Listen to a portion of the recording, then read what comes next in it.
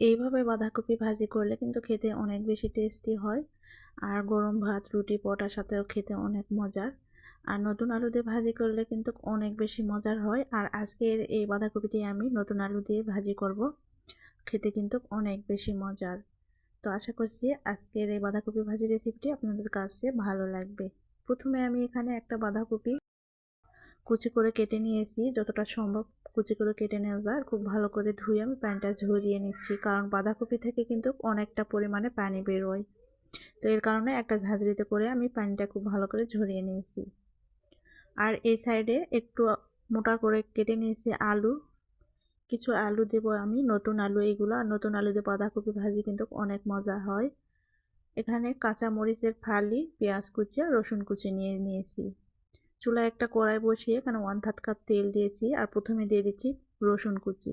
এখানে একটা রসুন কুচি আছে, রসুন কুচি একটুখানি ভেজে নেব। তারপর দিয়ে দিচ্ছি এখানে পেঁয়াজ কুচি, বড় সাইজের 2টা পেঁয়াজ আমি কুচি করে দিয়ে দিলাম। তো আবারও একটু নেড়েচেড়ে ভেজে নেব একটু লালচে করে। এখানে 6 থেকে 7টা কাঁচামরিচের ফালি আমি দিয়ে দিলাম, দিয়ে ভেজে নিচ্ছি পেঁয়াজগুলো খুব ভালো করে একটু লালচে করে। তো পেঁয়াজগুলো লালচে করে ভাজা হয়ে গেলে আমি এখানে দিয়ে দিচ্ছি বাঁধাকপি, আর দিয়ে দিচ্ছি নতুন আলু। আলুগুলো কিন্তু একটু মোটা করে কেটে নিয়েছি, কারণ নতুন আলু খুব সহজে সেদ্ধ হয়। দিয়ে দিচ্ছি এখানে টেস্ট অনুযায়ী লবণ, আর দিয়ে দিচ্ছি হলুদ 1 চা চামচ। লবণটা আমি দিয়েছি 1.5 চা চামচ, পরে যদি লাগে কিন্তু দেওয়া যাবে। তো এখন ঢাকনাতে ঢেকে আমি 2 মিনিট রান্না করব। এখন পরিমাণে বোঝা যাচ্ছে যে অনেকটা, কিন্তু 2 মিনিট রান্না করার পরে দেখুন কতটা নিচের দিকে গেছে বাঁধাকপিগুলো। তো এখন কিন্তু একটু পানি বেরিয়েছে, আর এই পানি দিয়ে কিন্তু আলুটা সেদ্ধ হবে, আর বাঁধাকপিটা কিন্তু এভাবেই সেদ্ধ হয়ে যাবে খুব সহজেই এই পানিতেই। তো এখন নেড়েচেড়ে খুব সুন্দর করে নিলাম, দেখুন একটু পানি বেরিয়েছে। আবারও ঢাকনাতে ঢেকে দেব 3 মিনিটের জন্য।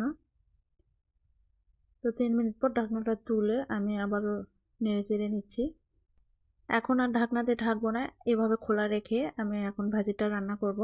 এভাবে ছড়িয়ে দিতে হবে, তাহলে কিন্তু খুব সহজে পানিগুলো শুকিয়ে যাবে। আলুগুলো কিন্তু সেদ্ধ হয়ে গেছে খুব সহজে, কারণ নতুন আলু এগুলো। তো এভাবে ছড়িয়ে দেবো আর উল্টে পাল্টে দেব, তাহলে কিন্তু খুব সহজে পানিটা শুকিয়ে যাবে। তো দেখুন ভাজিটা কিন্তু প্রায় হয়ে এসেছে। তো এভাবে উল্টে পাল্টে দিচ্ছি আর ছড়িয়ে দিচ্ছি কিছুক্ষণ পর পর। আর এই ভাজিটা খেতে কিন্তু অনেক বেশি মজার, কারণ নতুন আলু দিয়ে বাঁধাকপি ভাজি অনেক বেশি মজা লাগে খেতে। তো ভাজিটা কিন্তু আমার হয়ে গেছে, এখন আমি নামিয়ে পরিবেশন করে নিয়েছি।